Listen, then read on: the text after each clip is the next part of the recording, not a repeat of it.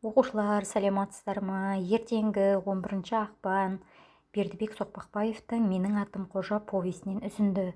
Бақаның әлегі. Енді біздің екі мақсат бойынша төмендегідей тапсырмаларды орындайсыздар. Бірінші,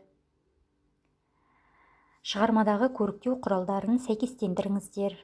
1А, 2Ә деп сәйкестендіреміз. Бұл жерде алатын ұпайларың 4 ұпай. Екінші, сіздерге төменде сілтеме берілген. Сол сілтемеде видеода 7 оқиға қамтылған. Осы «Менің атым Қожа» кинофильмінен алынған. Әр оқиғада қандай оқиға желісі сипатталғандығын жазамыз. 4 ұпай. Және ең соңғы оқулықтың 106 бетіндегі 9 тапсырманы орындаймыз.